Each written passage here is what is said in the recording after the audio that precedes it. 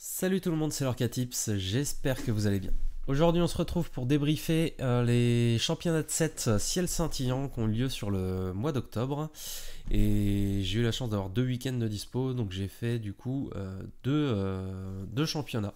Je vais donc en profiter pour vous montrer le deck que j'ai utilisé et le parcours que j'ai eu sur ces deux championnats de 7. Mais avant d'aller plus loin, on n'oublie pas le petit like, on commente, on partage. Et puis surtout, le petit abonnement, ça fait plaisir, ça soutient la chaîne. Et surtout, ça vous permet de ne pas louper les prochaines vidéos. Et puis ça vous coûte rien. Et bien écoutez, on va pouvoir passer du coup à la présentation de la decklist. Alors, clairement, j'ai pas fait dans l'originalité. J'ai pris, comme dirait un certain youtubeur qui commence à être un peu reconnu dans le milieu, la racaille, qui n'est autre du coup que bleu-rouge. Alors, j'ai fait quelques petites modifications entre le premier et le deuxième championnat auquel j'ai participé. Je vous en parlerai après la présentation de la decklist, mais à 2 cartes près, il me semble. J'ai joué la même chose. Alors, du coup, comment était composé ce deck? On avait 4 glaces solo, vous connaissez bien. Pour la pioche, avec Flaversham, c'est classique. Bloc de glace, pour jouer que ce soit avec les petites sissous, les médusas, les grosses sissous. Ça, c'est un classique également. De toute façon, toutes les cartes que je vais utiliser sont classiques dans la méta. 3 typos, ça permet de ramper autour d'eux. Avec, si vous les trouvez, les jeux vol, ça va vous permettre de chanter avec les typos. Les cachez-vous, ça va permettre d'aller mettre en encre les fameux sous-fétiches en général dans le miroir.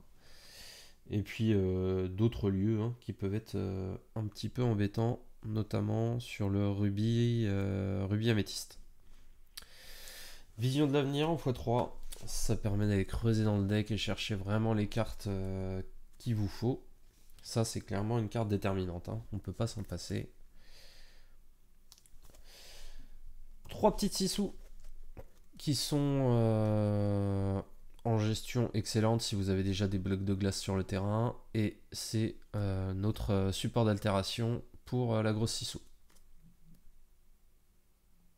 Ensuite, 3 bagarres. Si on touche pas les sissous, ça permet d'aller déloger des Daisy, des Flaversham en face. Donc voilà, pareil, on s'en passe pas. Ensuite, pour continuer à ramper, 3 plumes en forme d'arête. Bon, ça, depuis que le bleu-rouge existe, on les joue, c'est classique. Un petit dragon de pierre. Alors, si je devais faire des changements, peut-être que j'en mettrais 2. Et je réduirais une plume en forme d'arête. Parce que c'est vraiment très très utile. Avec ça, on va jouer une arbalète de croc du dragon. Dans le match-up miroir, c'est juste indispensable. Et puis, même à la limite, vous la posez pour donner à manger à Flaversham. C'est toujours bien également. Du coup, les Flaversham, je viens d'en parler. On les joue en x4. Un classique toujours. Pour aller avec, on joue les 4 grands Mertala également. Ça permet de piocher et de trier un peu son deck. Et on joue également 4 bleus lumière. 3 bleus lumière, pardon. Ça paraissait indispensable. Ensuite, en carte toujours déterminante, mais plus forcément en x4 en nombre d'exemplaires, le Maui. Je trouve qu'en x3 ça suffit pour aller chercher les lieux. Et j'ai réduit notamment parce qu'on a en plus le cachez-vous en 2 exemplaires. Donc on peut se permettre de s'en passer. Avec ça, 2 médusas. Donc, pareil, on connaît de base, ça va gérer des personnages avec 3 de force ou moins. Si vous avez bloc de glace sur le terrain, ça peut aller vous chercher même des Tamatoa par exemple. Donc excellent.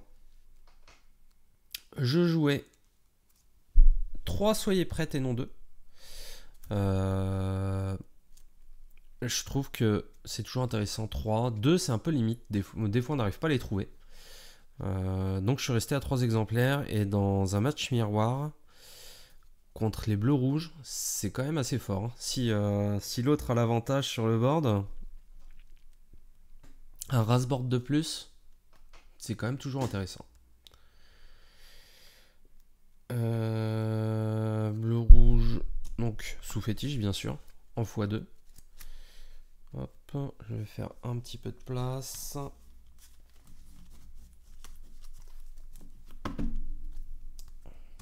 Tac. On jouait bien sûr les gros 6 sous, mais en x3. C'est une des raisons pour lesquelles je joue également les soyez prêtes en 3 exemplaires. C'est que je n'ai pris que 3 6 sous.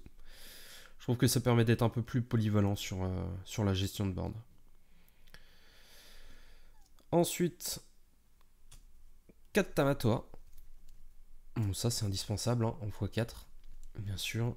Et pour terminer, on joue 3 maléfiques. Alors pourquoi 3 4, je trouve qu'il y a toujours un moment où déjà on les veut pas dans la main de départ. Et tant qu'on n'a pas 9 d'encre, clairement c'est des cartes qu'on va ancrer. Donc c'est vraiment de l'encre haut de gamme quoi. Donc voilà, c'est la fameuse decklist que j'ai utilisée. Je l'ai utilisée sur les deux du coup, hein, sur les deux tournois championnat de 7. J'aurais voulu jouer un autre deck, un Steel Song sur le deuxième, mais il me manquait une réponse que j'ai commandée et que je n'ai jamais reçue. Donc j'ai abandonné l'idée. Voilà. Et bien écoutez, je vais donc vous parler un petit peu du parcours. Je vais quand même ranger tout ça. Hop, je sors les petites notes pour ne rien oublier. Et c'est parti. Du coup, premier championnat de 7. Je le fais à Reims, parce que je suis rémois de base.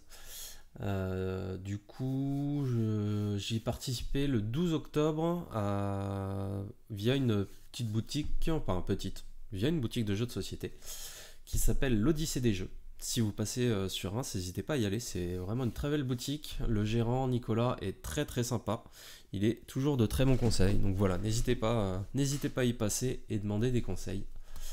Donc 12 octobre, l'Odyssée des jeux, et on est donc 16 participants. Donc première ronde, je tombe contre une personne qui joue violet-rouge, qui joue plutôt pas mal, hein, et qui a le toss. Donc en première partie, elle me fait une sortie, la sortie caviar, hein, on appelle ça. Elle a du coup premier tour Tchernabog, adepte de Tchernabog. Deuxième tour, elle me sort le Flynn Rider. Troisième tour, c'est la Sissou. Et quatrième tour, le château. Pas de chance pour elle. En main, j'ai gardé un cachez-vous. En tout cas, j'en ai un. Je ne l'avais pas forcément gardé. Je crois que je l'ai repioché. Mais un cachez-vous qui me permet de gérer son lieu au tour 4. Et il me semble que j'ai un bagarre. Donc au final, à mon tour 3, je lui gère son Flynn Rider et elle arrive jamais à décoller. Moi, je rampe comme il faut. Il me semble que je mets un voire deux soyez prêtes pour raser le board à des moments clés. Et du coup, je prends la manche assez aisément. Deuxième manche, elle me refait la sortie goldée.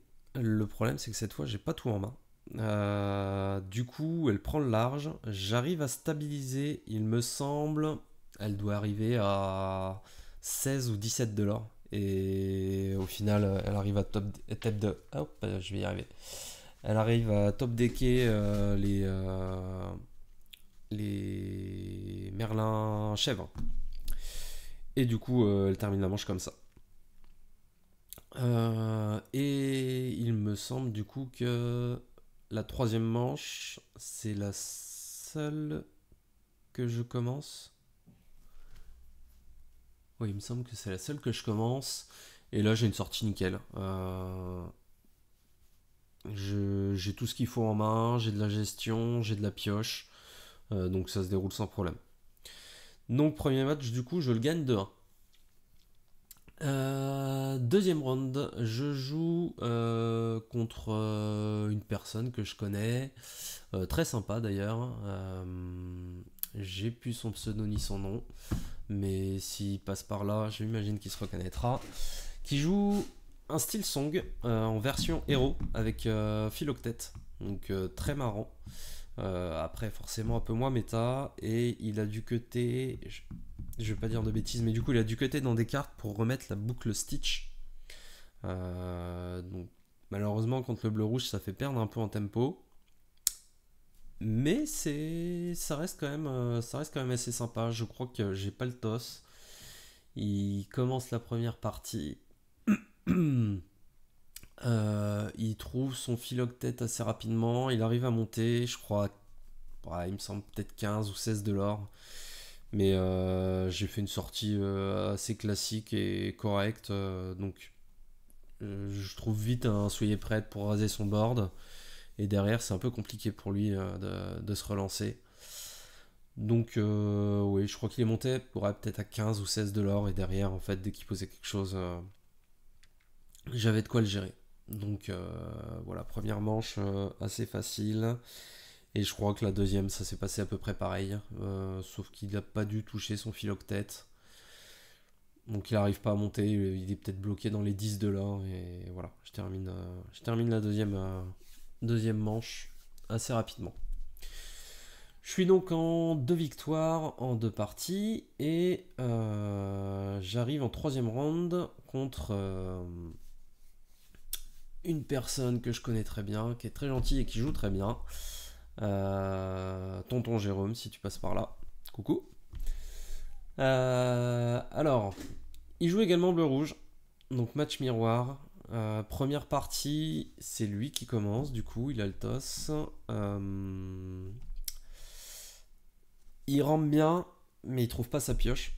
Contrairement à moi, où pour le coup, je rampe également et je trouve j'ai toute ma pioche. Donc, il se retrouve, je crois, tour 6, ouais, 6-7, et en fait il est au top deck. Alors que moi je suis avec 4-5 cartes en main tous les tours. Donc il y a un moment où j'arrive à poser une grosse 6 sous, le sous fétiche, puis un Tamatoa, et en fait ça déroule. Deuxième partie, beaucoup plus accroché. On rentre bien tous les deux.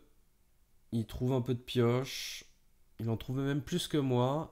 Et il y a un moment un peu décisif où il décide de pas gérer le Tamatoa que j'ai sur mon board, et pas de chance, je crois que à la pioche d'après, alors j'avais déjà, il me semble que j'avais au moins 3 objets sur le board, en plus du Tamatoa, et je top deck une glace à l'eau, et j'ai de quoi poser mon sous-fétiche et l'activer, donc je termine la partie là-dessus. Il me semble que je gagne du coup cette partie à 20 à 19 ou 20 à 18.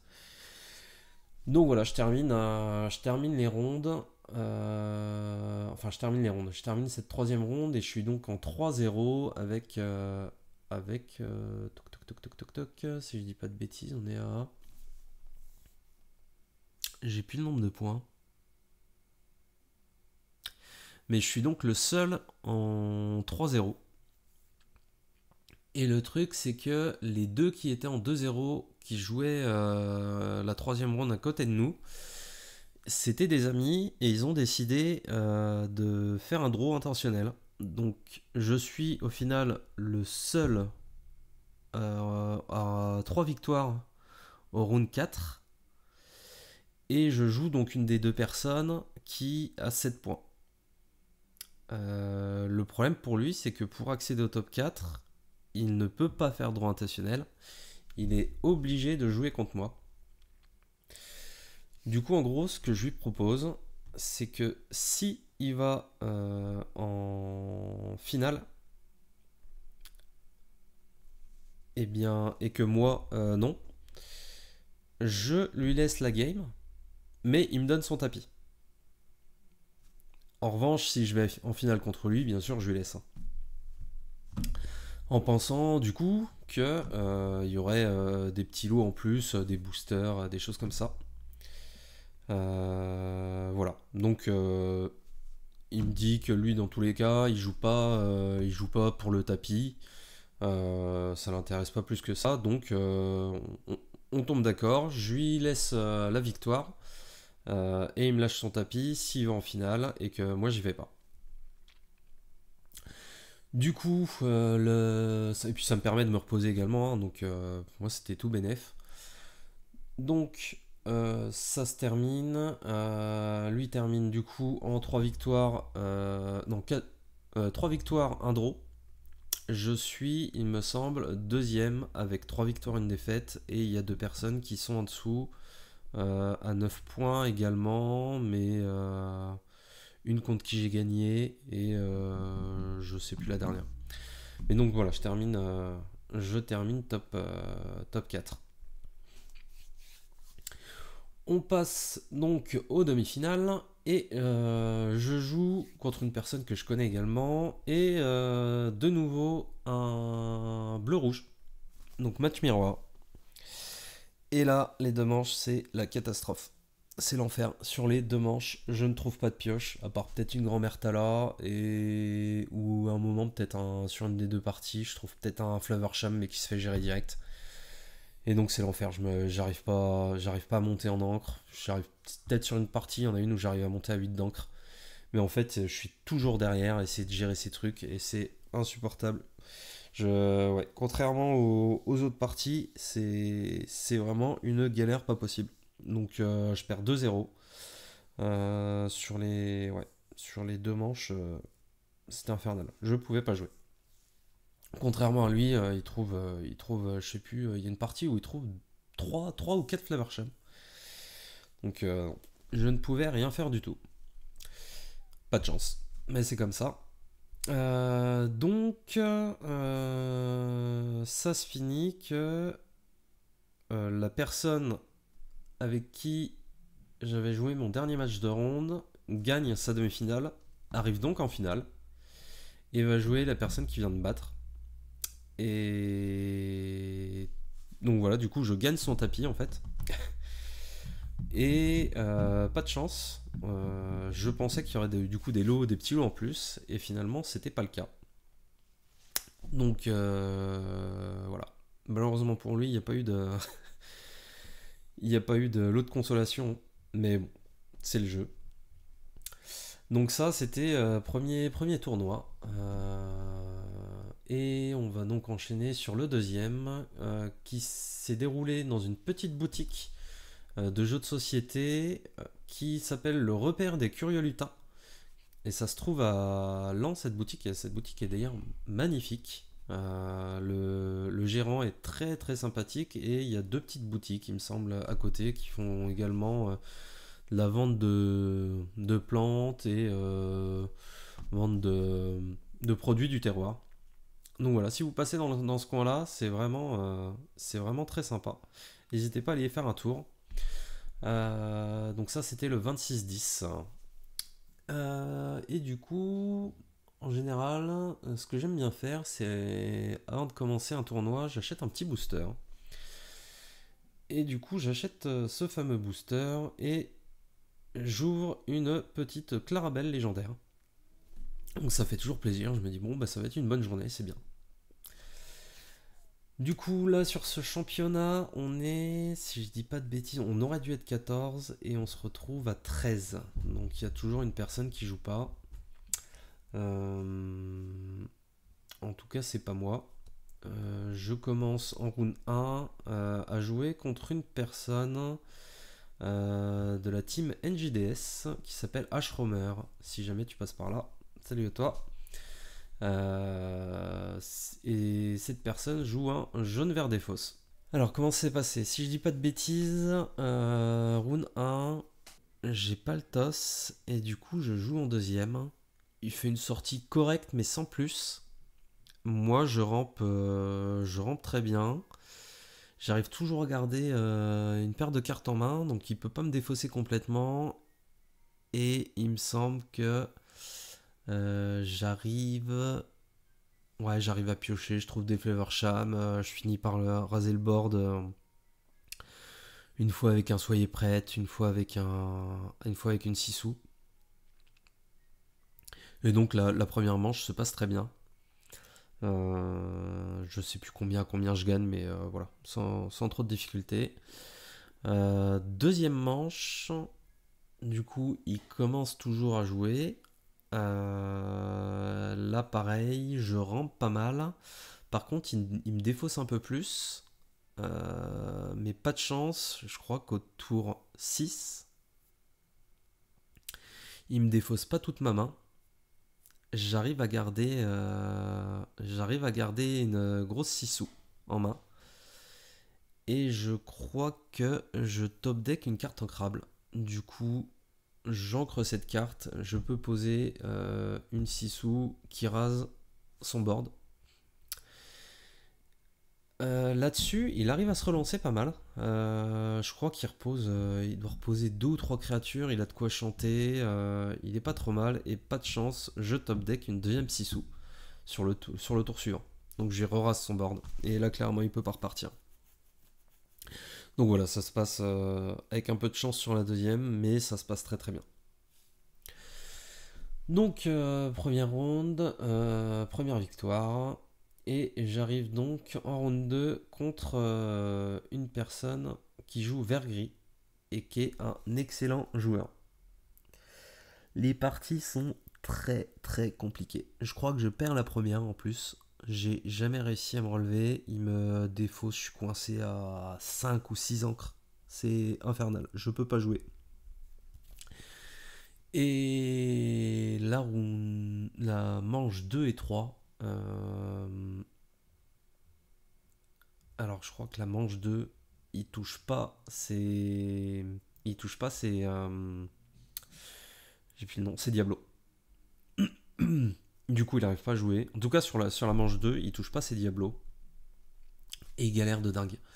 Il n'arrive pas à me faire défausser complètement. J'ai toujours 4 ou 5 cartes en main. Donc je peux en créer, je peux ramper, je peux piocher en même temps avec mes Flavor Sham. Même s'il en gère un, genre top deck 1. Donc voilà, très compliqué. Je crois que la troisième manche, ça se passe un peu comme ça, pareil. Donc je gagne 2-1 contre ce vert gris. Mais bon, très très très bon joueur. Vraiment excellent. Round 3, j'ai de la chance, je tombe contre un Steel Song. Un Steel Song de tout ce qu'il y a de plus classique, hein. Mais bon, la joueuse fait quelques petites erreurs, ça m'aide aussi un petit peu. Il y a une partie qui est quand même un peu serrée, où je crois qu'elle arrive à monter à 17 ou 18 de l'or. Euh, mais bon, clairement, les deux manches se passent plutôt bien. Donc voilà, j'arrive à round 3, 3 victoires. Hop, je suis désolé, j'ai ma lumière qui fait un peu des siennes. Hop, on va baisser un peu.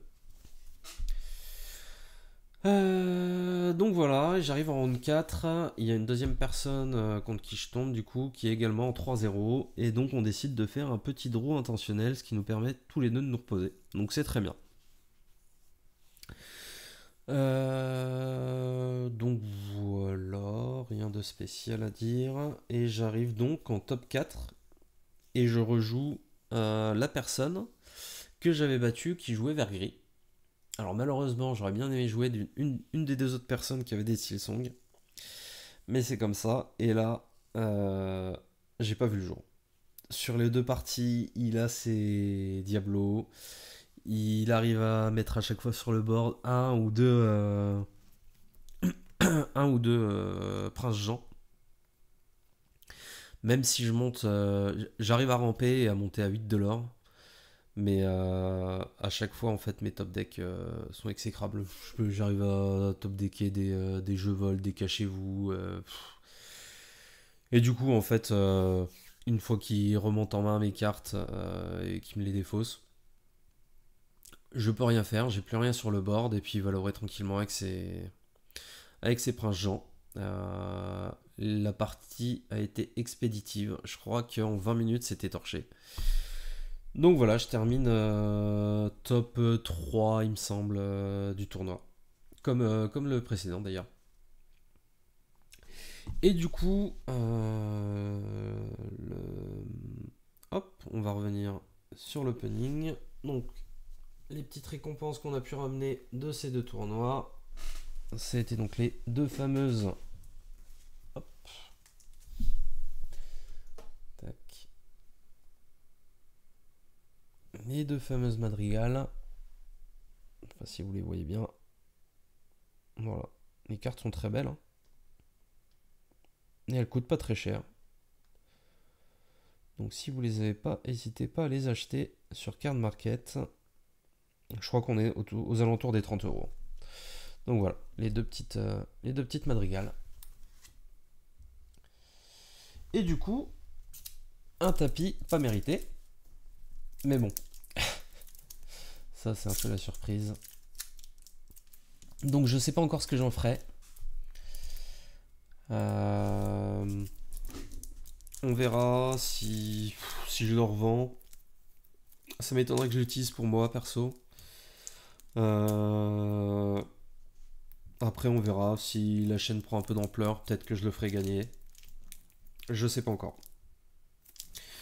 Enfin voilà, donc bah écoutez, en deux tournois, deux madrigales, je trouve ça pas si mal, surtout qu'à chaque fois on va dans le top 4. Bon, pas de chance sur les match-up, mais bon, c'est normal aussi, on tombe sur des joueurs qui sont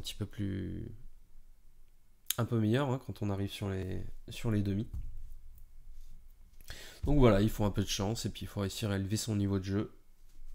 Malheureusement, j'ai pas réussi à le faire dans les deux cas.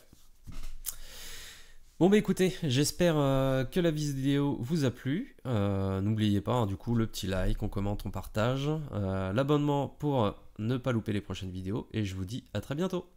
Salut tout le monde.